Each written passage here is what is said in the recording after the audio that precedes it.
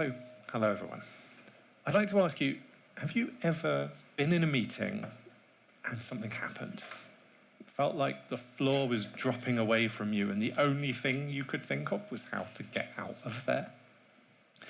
As a neurodivergent person, that experience is really familiar to me. It's happened more times than I'd like to remember. And today, what I'm going to talk about is how we can prevent it from happening to anyone else. So I'm going to be talking about why we can't just think in terms of safe spaces in a neurodiverse workplace, explore some of the different dimensions of safety that we can consider, and talk about how we can start to put some of those into practice. This talk is really for anyone who's responsible for creating or co-creating an environment with colleagues. That's anything from attending agile ceremonies to being the leader of an organization. So I'm a neurodiversity and innovation specialist. Amongst other things, I work with organizations and individuals to create better spaces and services for a genuinely neurodiverse audience. Ultimately, that's because I believe unconventional perspectives hold the key to solving some of the kind of big, complex problems that affect everyone, and I want to make this happen as much as possible. To begin with, I'd like to invite you to try a very quick exercise with me if you feel comfortable doing so. What I'd like to invite you to do is very briefly to close your eyes and imagine a red 5-pointed star on a black background. You can open your eyes again, and what did you see? You see, there's a range of different internally generated visualization that all people have. So who here was a 1 or a 2 in this? How about a 3 or a 4? And how about a 5 or a 6? Interesting. There's a lot of visualization in this room. Excellent. So this is based on some research into something called aphantasia, which is the 1, no visually internally generated imagery, and hyperphantasia, which is 6. Some hyperphantasic people will report not only that they saw that red star, but also that they added bits and animated it and did a whole load of other stuff as well. So what's interesting about this, though, is that there are advantages and disadvantages to both. You might think, oh, if you're aphantasic, that's a disadvantage. But it actually comes with some other trade-offs, and it can be protective against certain things as well. So it's not all bad. And I think there's a really interesting message there around neurodiversity. One of the other differences we might not know about everyone around us is that around 40% of the population have an internal dialogue.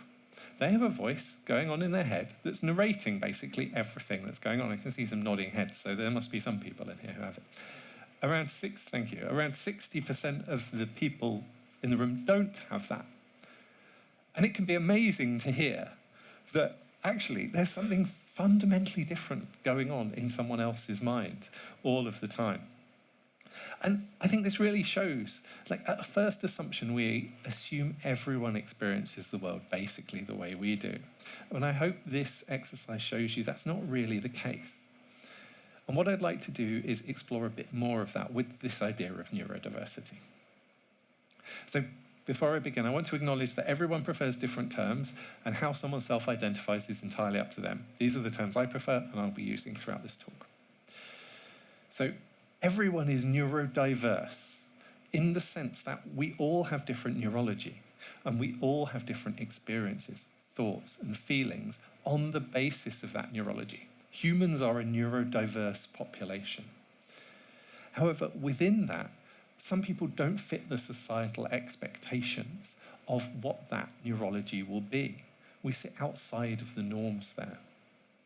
And we call that group neurodivergent. I include myself in that group. Being neurodivergent may or may not be associated with something like autism, ADHD, Tourette, dyspraxia, anything like that. But it's just that difference in experience. And it very often comes with considerable abilities. And so not everyone who's neurodivergent identifies with the idea of being disabled, though it can be profoundly disabling. Despite making a major contribution, neurodivergent people can struggle to get into work, can struggle to progress in our careers, and are much greater risk of unemployment, underemployment, burnout, bullying, and harassment than our colleagues. Much, if not all of these issues, are caused by a lack of support in the environment. With the right environment, neurodivergent people can and do make a huge contribution. And it's that environment, particularly the safety of that environment, that I'll be exploring today. But before we get into that too much, I'd like to briefly mention why neurodiversity matters so much at work. So beyond the human argument for inclusion, neurodiversity contributes significantly to the organization. Studies show measurable improvements in profitability through innovation, primarily with diverse teams. And the principle of of universal design shows how fixing things for one group actually makes things better for almost everyone else.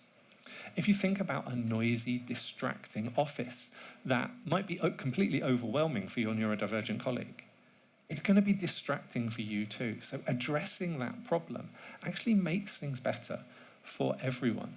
It reduces the waste of effort, the waste of talent that's going on in the organization. And the last area where neurodiversity really contributes is in the responsiveness of the organization. It's about having a wide range of perspectives so you can see threats and opportunities sooner. It's not that any one perspective is better than anything else. It's about being able to see the situation from every available angle and respond accordingly. However, to be able to contribute in this way at all, people do need to feel safe to be able to do so. Safety is utterly necessary. We first think of physical safety and that people don't come away with physical harm. And that's the primary thing we think of in safety at work. However, there's also psychological safety. People don't come to psychological harm. We're increasingly aware of this, and rightly so. It's really important. It's not just a moral thing either. It's actually a prerequisite of doing effective work. People need to be able to experiment and make mistakes, particularly when we're doing work which contains elements of uncertainty and doubt. Without safety, people have to use all of their resources being vigilant and can't participate fully in whatever we're doing. So if safety is this important, why not safe spaces? You see, we don't really want entirely safe spaces. An experience with nothing at all at stake is facile and meaningless, if it's even possible at all. It's through risk and challenge that we can grow and develop new capabilities, both individually and collectively. We want to be doing work that's consequential, that has meaning outside of the room that we're having the conversation in. And we want to give people the dignity of risk. This is particularly important in working with marginalized people, but it's the idea that if we take risk away from people, we actually deny them something important, some aspect of humanity, some aspect of autonomy. And the final area of risk here is really that what has been seen can't then be unseen. If we create insights and realizations, if we find something out, it's impossible to go back to a situation where those things weren't known before. The other aspect of safety here is that workplaces and the spaces in them aren't completely safe or completely unsafe. Different people potentially face different consequences. Safe spaces often means safe enough for a certain type of person, or fully safe for a certain type of person. They're implicitly designed for the default person and or the creator of the space itself. This default person doesn't really exist, of course, but we all kind of carry an idea of the kind of person we expect to be working with, and it's part of the culture of the organization. Those who differ from this default person in any way often go unconsidered. So even when a particular event is safe in a boundaried space, pre-existing hierarchies can reassert themselves afterwards, which can leave some vulnerable to what's happened in the space. So as a result of this, we need to consider that different people will face different consequences for what happens at work. Instead of safe spaces, then, what we're looking at is safe enough spaces. These are sufficiently safe for all participants. We can't necessarily make things equally safe, but we can at least make sure that no one faces overwhelming consequences from their participation. This also means work as an exploratory safe. It means safe enough for anyone to fail, to make mistakes, and to learn. Without the idea of safe enough spaces, we're stuck either unable to discuss what really matters at all, or to put some people at so much risk that they're not able to contribute. And I do want to say, though, that safe enough doesn't necessarily mean comfortable. Discomfort is a common experience for neurodivergent people and lots of other marginalized and minoritized groups. Honestly, many of us spend a lot of time managing the comfort of others to avoid a negative reaction. The flip side of this is some other groups of people are so used to comfort that anything else feels like an insult. So the key thing here is that we need to encounter a manageable degree of discomfort in order to grow and learn. Not too much, not too little. Safe enough is therefore comfortable enough as well. So this is more of a new way of describing effective facilitation than it is a completely brand new idea. I'd actually would really like to turn it over to you in the audience very briefly and see if anyone's comfortable of sharing. Have you encountered something that felt like a safe enough space before? Has anyone encountered that feeling before?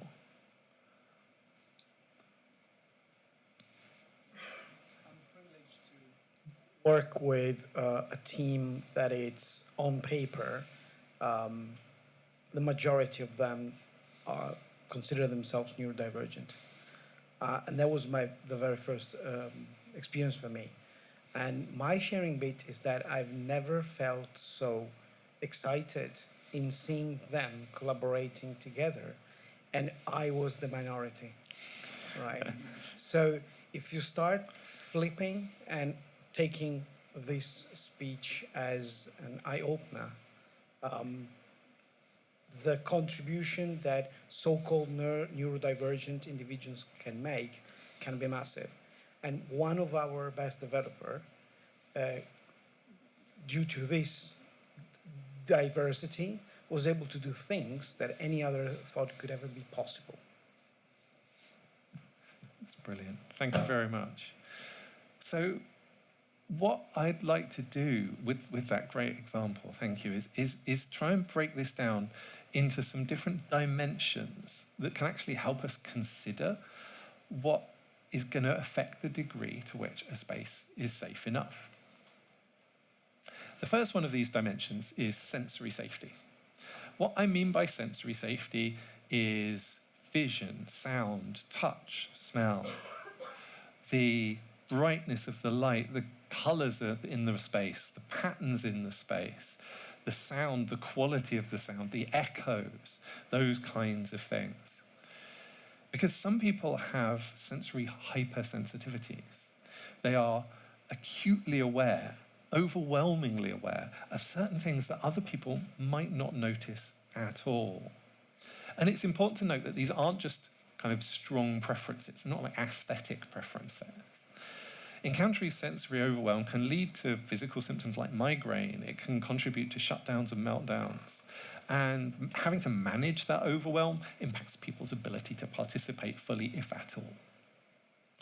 Some people also have the opposite, have sensory hyposensitivities. Not everyone is going to be as sensitive as the norm to different sensory input.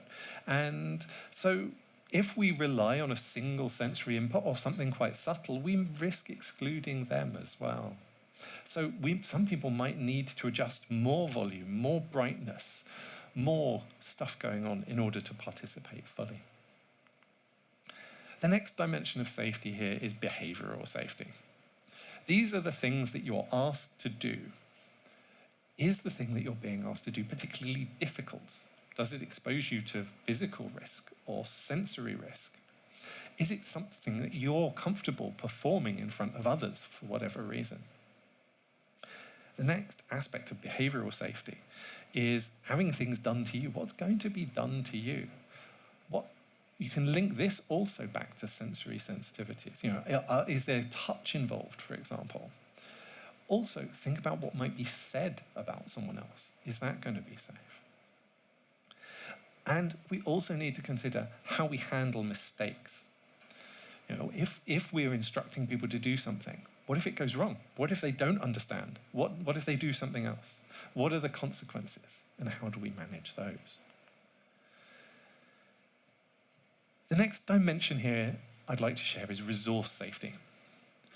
This means ensuring that people have the energy that they need to participate properly.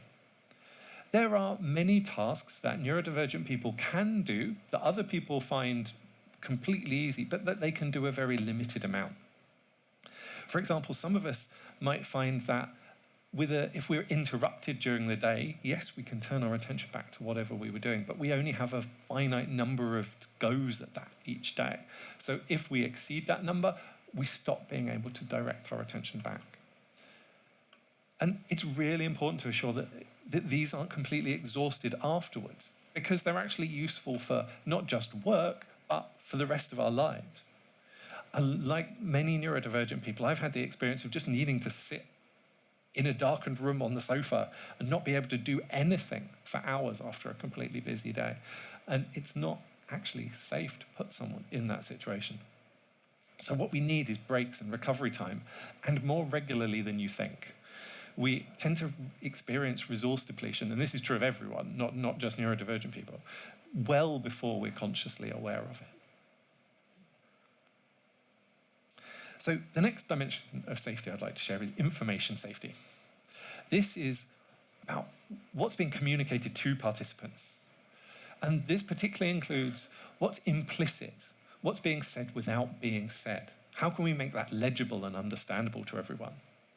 It might also include the modality by which we're communicating.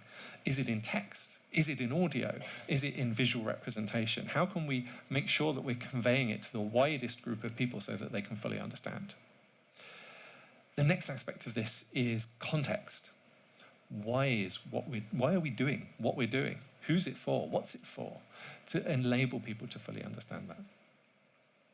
The other side of information safety is, what are we asking people to say about themselves? What information are people sharing about themselves, either directly or inadvertently? Are we asking people to talk about things that they would rather keep hidden? Are you asking people to behave in ways that might reveal something private without them intending to? The final dimension of safety I'd like to share is identity safety. This is about how the situation is constructed. For example, I was part of an event planning for a neurodiversity event, and we were planning it. And the team insisted on using language that basically said you have to feel a certain way and you have to behave a certain way to be valid as a neurodivergent person. They were constructing the situation in a very limited way. And ultimately, I had to step away from being involved in that event because it wasn't safe for people. It would exclude people in the way that we were constructing the situation.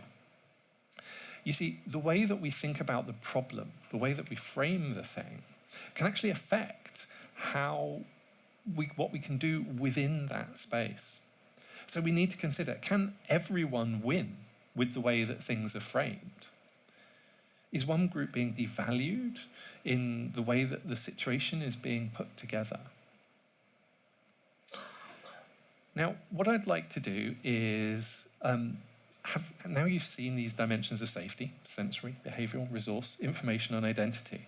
I'd like you to maybe briefly consider how you could put those together in your own work. And I'd like to give you, say, maybe turn to the person next to you, 1 minute each-ish, and have a quick discussion, see how those show up. And what I'll do at the end is see if anyone's had any ideas and wants to share them. And so please go ahead, turn to the person next to you and see how do those show up in your work. Is there anyone who would like to share anything that they found particularly interesting that came up for them? Anyone brave enough to share something? We were just talking about, when you're doing any kind of workshop design or facilitation or training or anything like that, it's something to be crucially aware of. Most of us probably even have experienced workshops really regularly where you go in and do some kind of icebreaker, which immediately makes everybody feel uncomfortable from the start. And so just more deliberate attention to gently bringing people in and lowering the barriers to participation and inviting participation and just simple things that can help. That's brilliant. Thank you. Yeah, that's lovely. I have a particular, distaste for badly designed icebreakers. So, for a lot of reasons. So what I'd like to do is look at how I think these dimensions can be used towards creating a safe enough workplace. So the first place to start is with you, with respecting your own needs. It gives you a safe enough platform to work from. You can't extend safety to anyone else if you don't feel safe yourself. And adapting to your own needs invites other people to do the same for themselves. There's actually a real risk to neurodivergent people and other disabled people of engaging with others who have a similar experience, but who have internalized an invalidation of that experience. They've grown up being told that that's wrong and you shouldn't do that, and then they play it out with other people. And so actually, being able to really engage with your own needs is really, really important in terms of making things accessible and inviting others in. And this is effective not least because we actually tend to have closer professional relationships in terms of our immediate colleagues and the clients who we really engage with, who experience the world more like we do than other people tend to. The next aspect of this is informed consent. What are people actually signing up for whenever they're engaging? How can you make that fully clear to them? And remember that consent can be withdrawn at any time. It's absolutely okay to explore this in a workplace context, but it's not okay to force someone's continued participation. And this really is about making the implicit explicit. It's just not always obvious to other people what's going to be involved in an event. And this can be really, really hard to do. There's a psychology concept called the burden of knowledge, which is this idea that it's incredibly hard for us when we know something to put ourselves in the position of someone who doesn't know something. And when we've spent ages designing a thing, or we run an event regularly, or anything like that, it's really hard for us to imagine what it's like not knowing everything we do. So we might actually need to involve others and check in with them to be able to work that out. This means working by invitation. Participation is an invitation, not a requirement. After all, how can you really say yes if you couldn't have said no? Even with the best preparation in the world, not everything is going to work for everyone. And we want people to be able to freely avoid the stuff that isn't right for them right now. So as much as possible, this means designing to tolerate a partial participation so people can dip in and step out when they need to. Where things do have a purpose later, where you're building towards a conclusion, then let people know what the consequences of not participating will be and mitigate that if possible. But let people decide if it's worth it themselves. And doing this, we're making this invitation as open as possible. And where possible, we want to support the widest range of needs as a matter of course. If you happen to be close to the default person that I mentioned earlier, this will be happening to you most of the time automatically. But the further away from it you are, the less it will be happening. This is about not gatekeeping needs, but making them as easy as possible to meet. Imagine what this would be like if we didn't do this for the default person either. If you went into a meeting and you had to ask for chairs, a table, a whiteboard, some post-it notes, and to be judged whether you were worthy of them, whether your need was legitimate. So hopefully this goes without saying, but I have encountered it often enough in workplaces to want to say it anyway. If someone tells you their experience and it differs from yours, believe them and act accordingly. So if you absolutely must limit access, which sometimes you do need to, make sure that the limits are themselves accessible. There's an irony that anyone neurodivergent in the room will likely have faced, is that almost every neurodivergent condition makes filling in forms more difficult. The moment you tell an organization that you're neurodivergent, they provide you with a stack of forms. So what we want to do is make getting access to what we want, what we need, as easy as possible. And this will never be perfect, but you can improve as you go. So if something is requested, consider integrating it into standard practice in the future. Now, this might seem like a strange thing to say in a talk about inclusive working practices, but not everything is for everyone. This is about knowing your own limits and competencies and the limits of the organization that you're working in. So we need to be clear who things are for and who they're not for, and being clear and conveying that to participants so they can actively decide for themselves.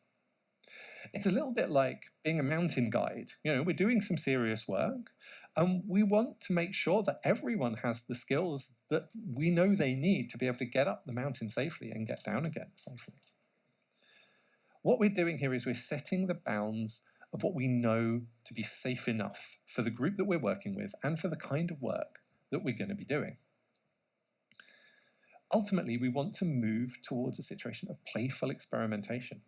And by play, I mean any intrinsically valuable activity, one where what we learn is more important than the specific outcomes that we might be getting. And there's a strange, perhaps, irony here, but boundaries are really, really important to play. There was a psychology study where they put two groups of school-age children in an area with a lot of toys and a fence, and then a large field around it. The first group were told, do what you like. They didn't really have a good time. They sat there quietly, maybe played with a few of the toys, and then kind of looked nervous. The second group were told, stay within the fence and play with whatever you like. They had a brilliant time. And so this idea of boundaries is actually what makes it safe. Boundaries limit losses and the consequences of unforeseen problems so that people are safe enough to explore in uncertainty and to take on bigger challenges. And joining these together leads to this spirit of playful experimentation.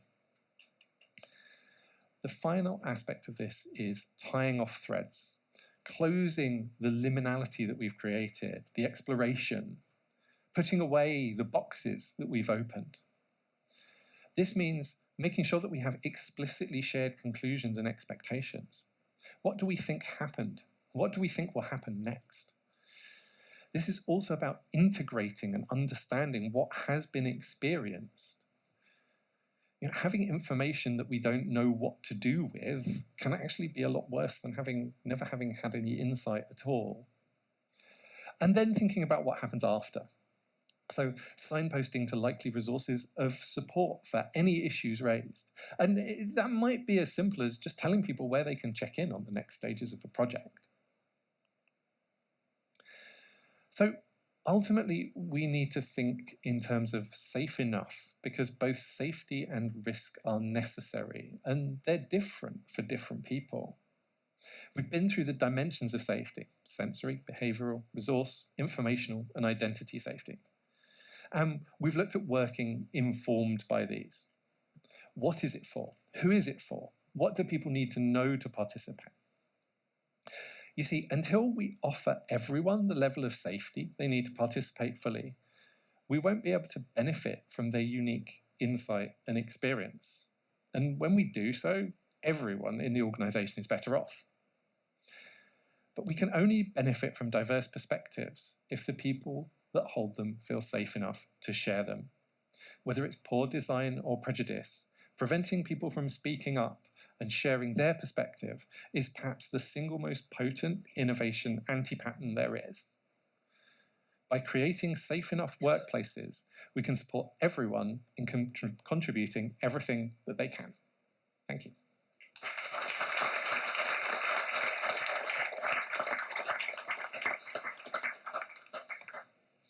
Yeah, do we have some questions? Yeah, if you're happy taking questions, Yeah, absolutely. we've got some time. Yeah. Got a question at the front here.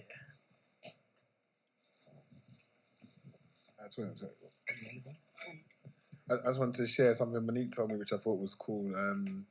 When we had our 1 minute talk thing, but she has a neurodiverse colleague that made an AI agent bot thing that people can talk to ask questions about how a neurodivergent person would feel about a certain situation coming up. I think that's a great idea. I love it.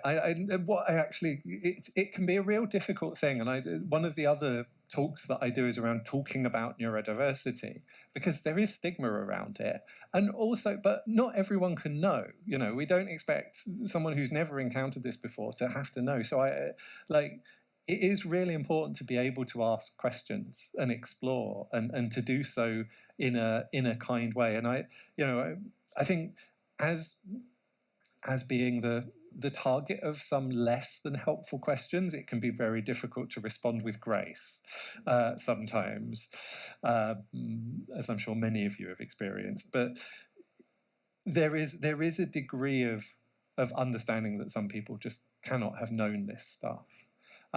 If you are sitting there thinking, "Oh, I'm uncomfortable asking questions about other people I don't know," or other aspects of experience that I don't have, the one thing I would suggest is consider, would you feel comfortable answering that question yourself? Because if you do, then there's a very good chance it's going to be well received. You know, there's a strange thing about being different, that people will ask you about your private life, your romantic life, the medication that you're taking. It's like, would you ask a colleague that in another situation? No. Then don't ask that of someone who's. But we do need that curiosity. We do need that openness, and I really appreciate that. And I think that's a great tool for widening that curiosity. So thank you. Got a question at the back here. Hi, I really enjoyed your talk. I am neurodivergent myself, and as a facilitator, I think sometimes we don't always make it clear on what we need from the people that are participating, so we can have that safe enough space and feel like we have the freedom to fail. Whenever I do something wrong, I always beat myself up about it, or I think, oh, how could I have done that differently, or did I misstep here? So what would you advise us as facilitators to do to create that safe enough space to let people know what we expect from the thing? Yeah, that's a great question. I think for me it is thinking about ourselves as participant as well as facilitator. We're not separate entirely. We're not. It's not an us and them thing. We're participating. We're part of the situation, and that also lets us reflect on our own positionality, our own how we come across in the world, and our identity, and what we mean to other people, and how that might affect them. Because I think it's, you know, the traditional ways of thinking about this are very much like separate, and actually thinking about it more as like, what's the overall situation that we're all in together, is probably the most helpful way of doing this. What I would say to ease that feeling a little bit, and I completely empathize with that feeling, I have to say, is that we can model what we want for our participants, and they will be following what we model more closely than anything that we actually tell them. So being able to make sure that that if we make a mistake, we can handle it and be kind to ourselves, invites them to do the same thing. Thank you. Hi, thank you for the talk. So we try and, so I'm thinking internally, we run a lot of workshops, a lot of training sessions, and for smaller scale, we find that we can do quite a lot of things to help with a lot of management and make sure that people feel comfortable. We've really struggled when it comes to running 100-person, quite large-scale events to try to get those needs in. Often we don't have a lot of time, so we can't do our normal thing of, hey, we're running a training course and we've got a good set thing to be able to help. Have you got any advice for, I've not got long, I've got a 100-person sort of event to run. I want to try to help keep it engaging and stimulating because I don't want to make it another set of boring PowerPoint presentations, which is quite common in my organisation. But I also want to make sure that people feel that they're not overwhelmed. So do you have any advice of how to get that balance when sometimes those communication channels aren't always quite there and quite strong enough? Yeah, thank you. That's a really interesting challenge to have. For me, the first thing would be to do what you can by default. Open up the space. Think about different needs within the overall space and allow for people to flex. Allow some flex, so people can approach things one way or another way. And that's not just an accessibility thing. You know, we find different situations for whatever reason, just because we're tired one day and we need to, or we've had a whole week of people stuff and we're kind of peopled out and we don't want to be, even if we're normally quite extroverted. So so having some flexibility about the way people can achieve the goals of the workshop, of the training, is one way to do it. Another way to do it is to start to think about a menu you can offer instead of eliciting needs. Just be like, these are the kinds of things that people have asked us for before, or these are the kind of things that you've been asked in smaller workshops and you've been able to do, and so this is how you get them. And just make it nice and easy and lay it out for people. So you won't catch everything that way, but you can probably catch 80% of it.